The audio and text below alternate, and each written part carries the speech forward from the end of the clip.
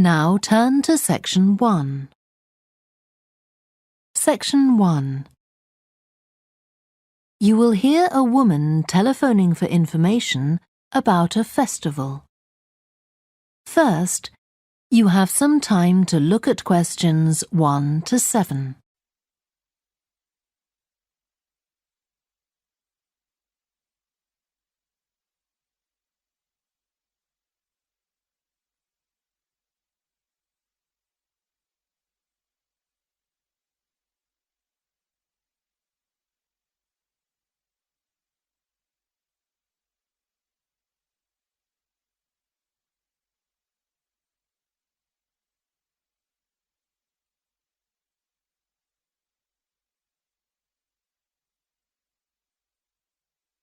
You will see that there is an example that has been done for you. On this occasion only, the conversation relating to this will be played first. Good morning, Stretton Festival box office. How can I help you? Oh, hello.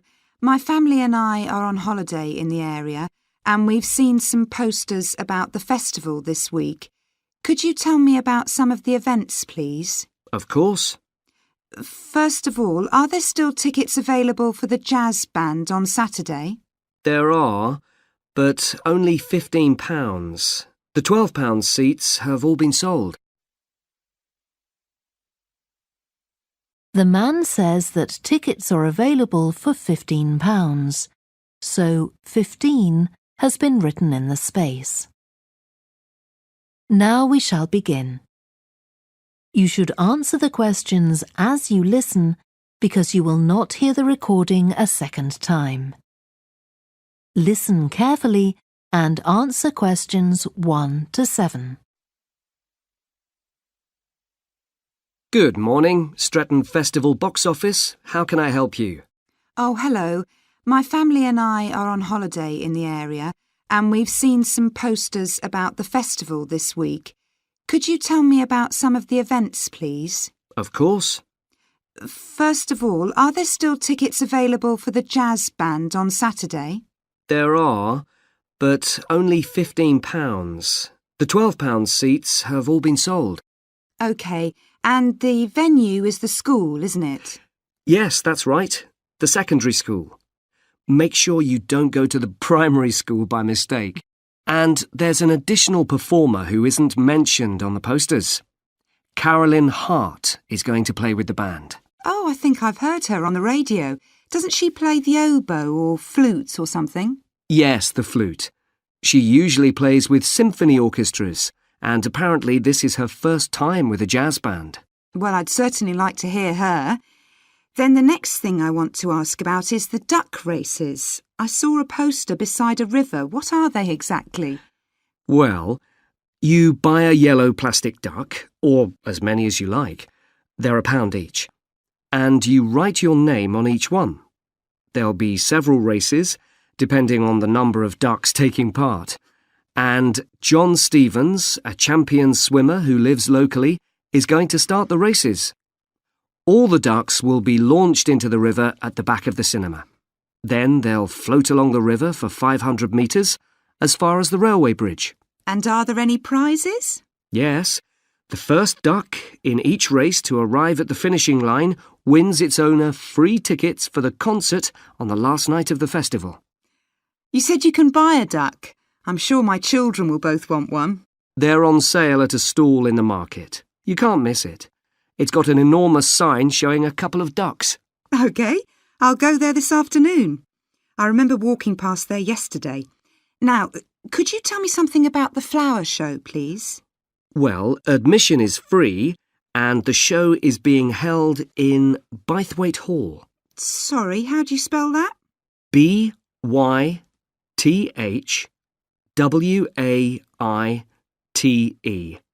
Bythwaite. Is it easy to find? I'm not very familiar with the town yet. Oh, you won't have any problem. It's right in the centre of Stretton. It's the only old building in the town, so it's easy to recognise. I know it. I presume it's open all day.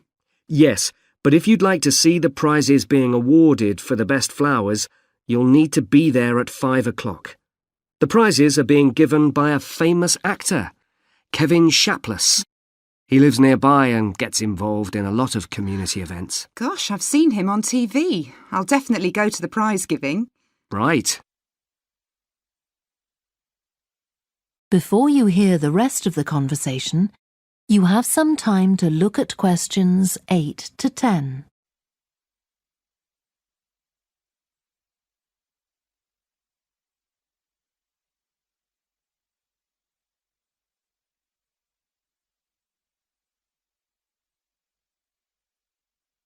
Now listen and answer questions 8 to 10.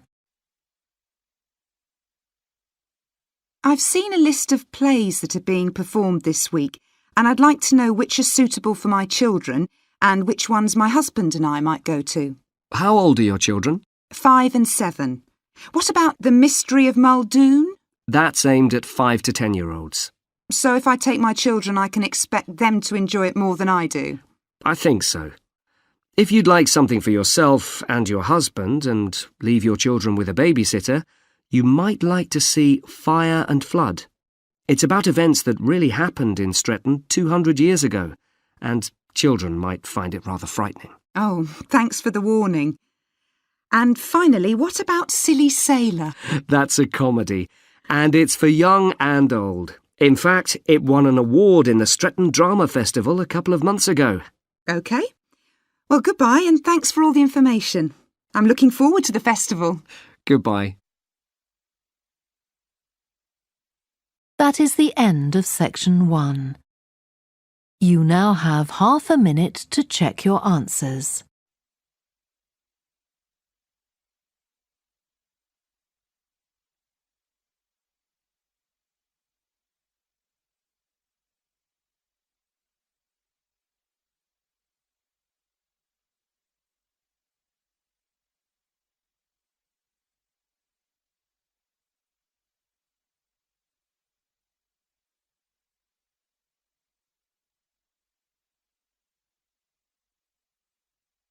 Now turn to section 2.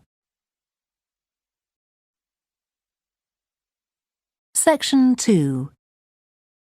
You will hear a guide at an art museum talking to a group of visitors. First, you have some time to look at questions 11 to 16.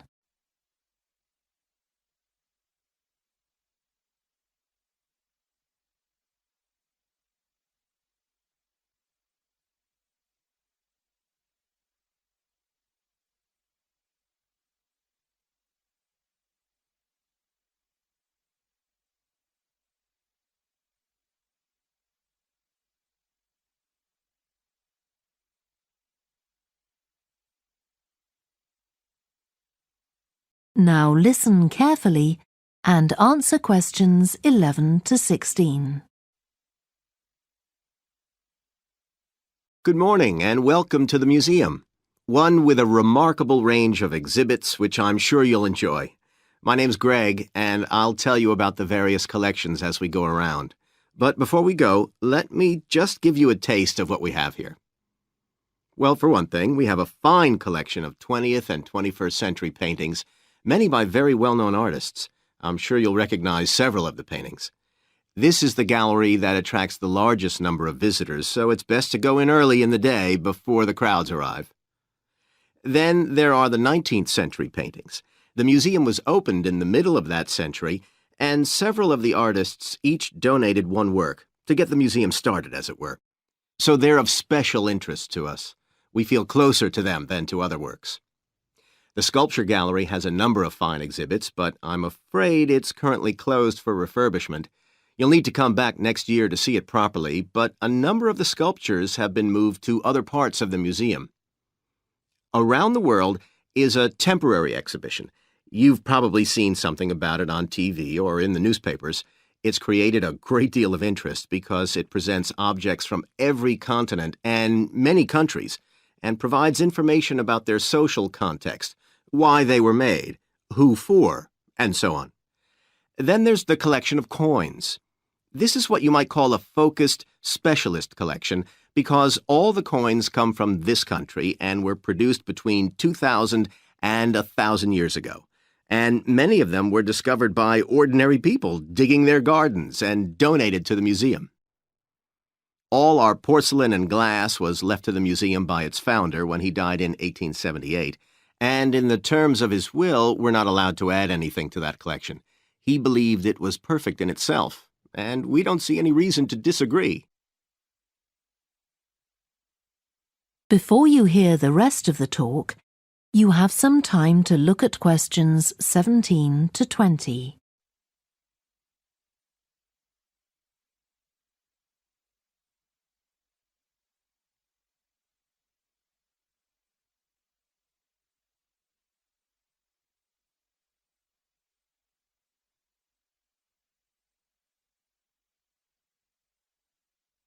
Now listen and answer questions 17 to 20.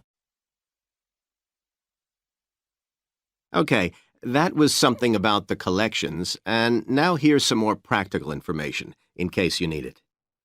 Most of the museum facilities are downstairs in the basement, so you go down the stairs here. When you reach the bottom of the stairs, you'll find yourself in a sitting area with comfortable chairs and sofas where you can have a rest before continuing your exploration of the museum. We have a very good restaurant which serves excellent food all day in a relaxing atmosphere. To reach it, when you get to the bottom of the stairs, go straight ahead to the far side of the sitting area, then turn right into the corridor. You'll see the door of the restaurant facing you.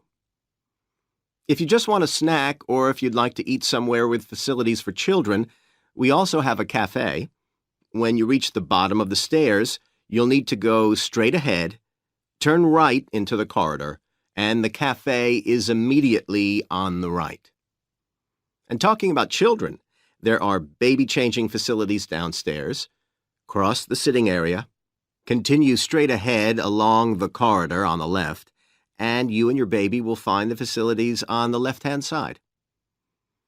The cloakroom, where you should leave coats, umbrellas, and any large bags, is on the left-hand side of the sitting area.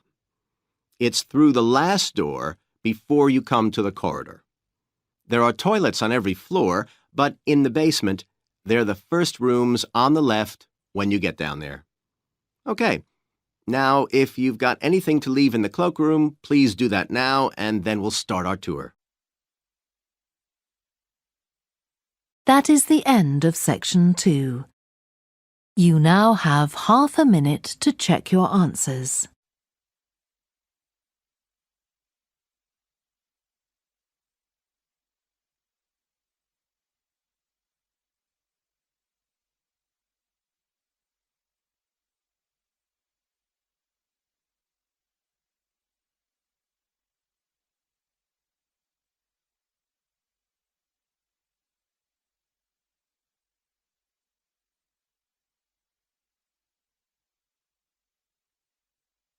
Now turn to section 3.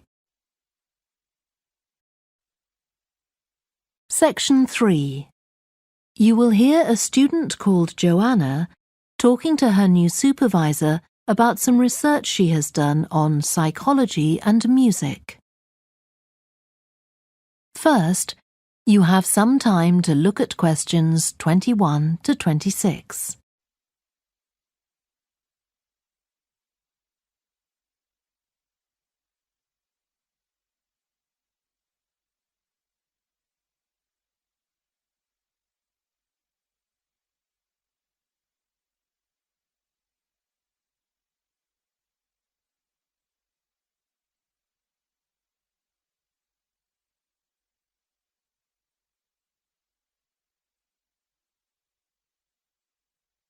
Now listen carefully and answer questions 21 to 26. Hi, Joanna. Good to meet you. Now, before we discuss your new research project, I'd like to hear something about the psychology study you did last year for your master's degree. So, how did you choose your subjects for that? Well, I had 6 subjects, all professional musicians and all female. 3 were violinists, and there was also a cello player and a pianist and a flute player. They were all very highly regarded in the music world, and they'd done quite extensive tours in different continents, and quite a few had won prizes and competitions as well. And they were quite young, weren't they? Yes, between 25 and 29. The mean was 27.8. I wasn't specifically looking for artists who'd produced recordings, but this is something that's just taken for granted these days, and they all had. Right. Now, you collected your data through telephone interviews, didn't you? Yes. I realised if I was going to interview leading musicians, it'd only be possible over the phone because they're so busy. I recorded them using a telephone recording adapter. I'd been worried about the quality, but it worked out all right. I managed at least a 30-minute interview with each subject, sometimes longer. Did doing it on the phone make it more stressful? I'd thought it might.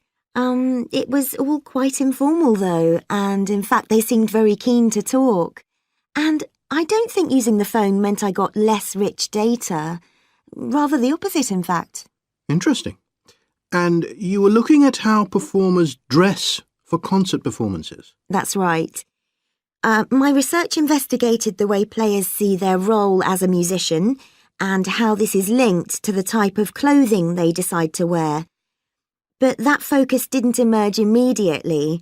When I started, I was more interested in trying to investigate the impact of what was worn on those listening, and also whether someone like a violinist might adopt a different style of clothing from, say, someone playing the flute or the trumpet.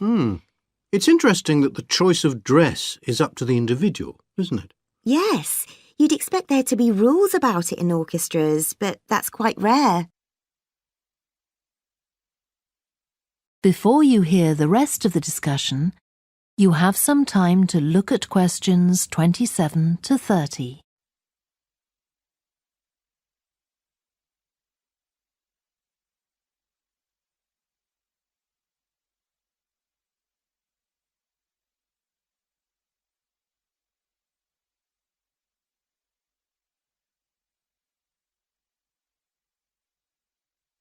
Now listen and answer questions 27 to 30.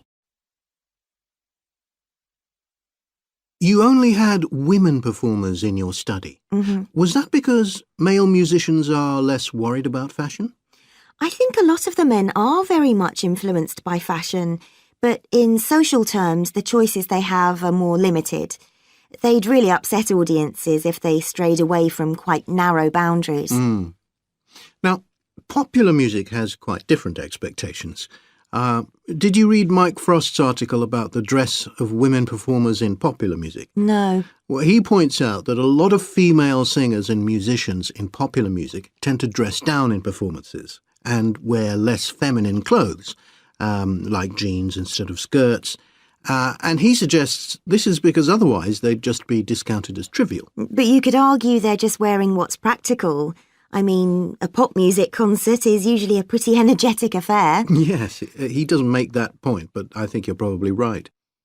I was interested by the effect of the audience at a musical performance when it came to the choice of dress. The subjects I interviewed felt this was really important.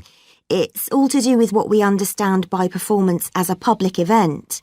They believed the audience had certain expectations, and it was up to them as performers to fulfil these expectations, to show a kind of esteem. They weren't afraid of looking as if they'd made an effort to look good. I think in the past, the audience would have had those expectations of one another too, but that's not really the case now. Not in the UK, anyway. No.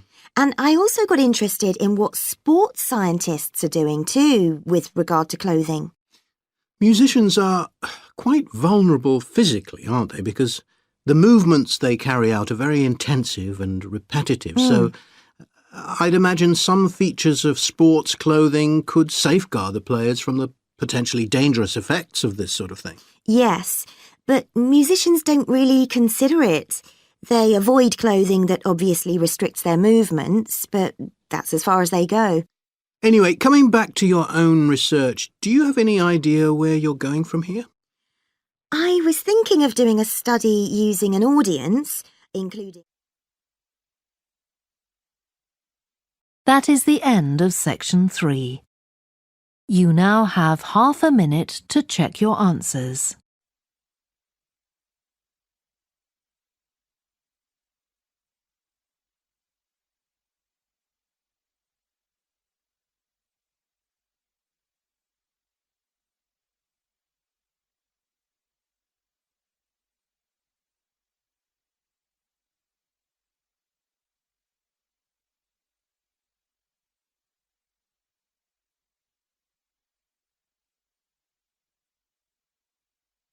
Now turn to section 4.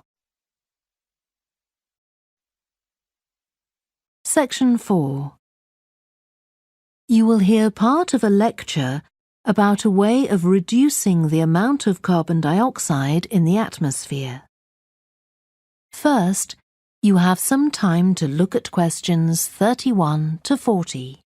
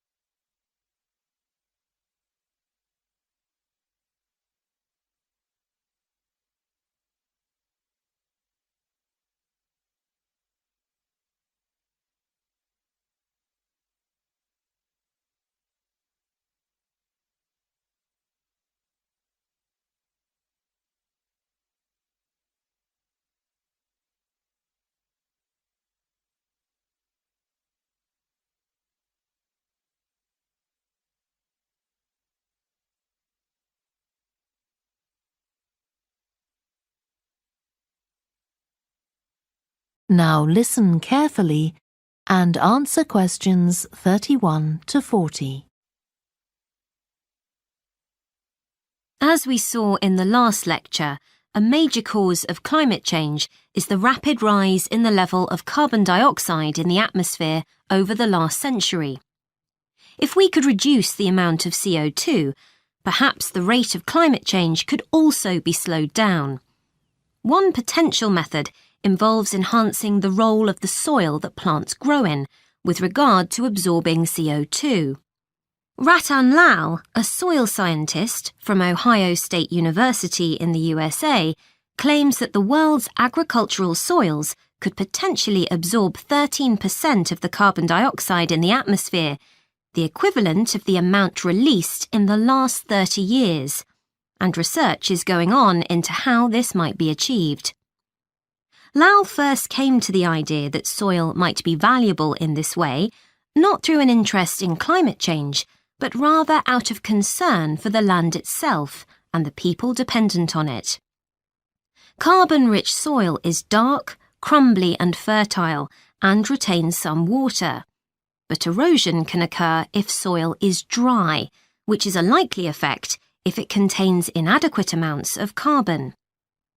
Erosion is of course bad for people trying to grow crops or breed animals on that terrain.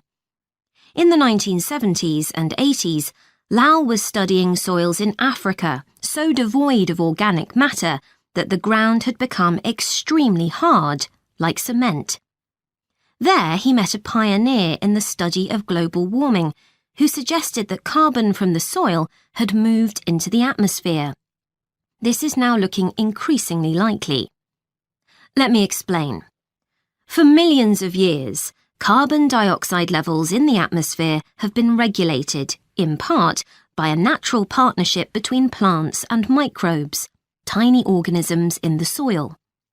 Plants absorb CO2 from the air and transform it into sugars and other carbon-based substances. While a proportion of these carbon products remain in the plant, some transfer from the roots to fungi and soil microbes, which store the carbon in the soil. The invention of agriculture some 10,000 years ago disrupted these ancient soil building processes and led to the loss of carbon from the soil. When humans started draining the natural topsoil and ploughing it up for planting, they exposed the buried carbon to oxygen. This created carbon dioxide and released it into the air.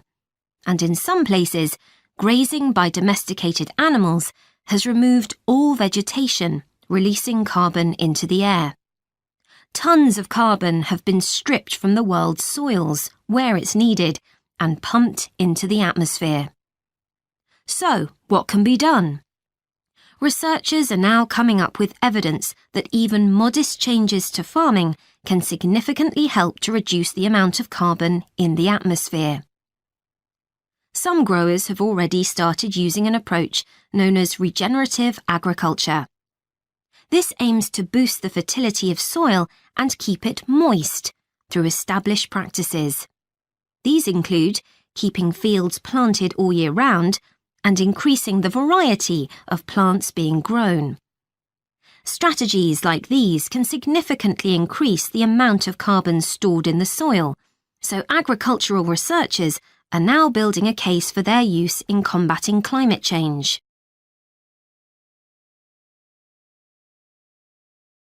One American investigation into the potential for storing CO2 on agricultural lands is taking place in California. Soil scientist Wendy Silver of the University of California, Berkeley, is conducting a first-of-its-kind study on a large cattle farm in the state.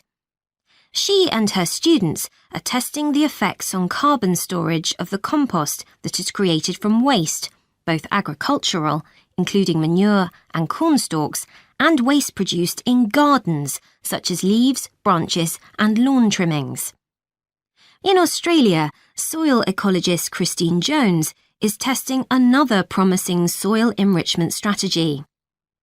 Jones and 12 farmers are working to build up soil carbon by cultivating grasses that stay green all year round. Like composting, the approach has already been proved experimentally. Jones now hopes to show that it can be applied on working farms and that the resulting carbon capture can be accurately measured. It's hoped in the future that projects such as these will demonstrate the role that farmers and other land managers can play in reducing the harmful effects of greenhouse gases. For example, in countries like the United States, where most farming operations use large applications of fertilizer, changing such long-standing habits will require a change of system. Ratan Lal argues that farmers should receive payment, not just for the corn or beef they produce, but also for the carbon they can store in their soil. Another study being carried out. That is the end of section 4. You now have half a minute to check your answers.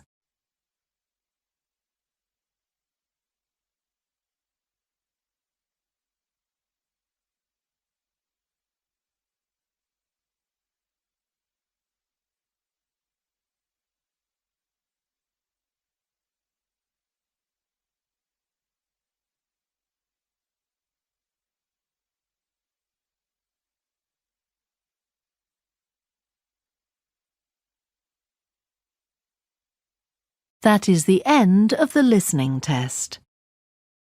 You now have 10 minutes to transfer your answers to the answer sheet. Please stop writing and wait for your question booklet to be collected.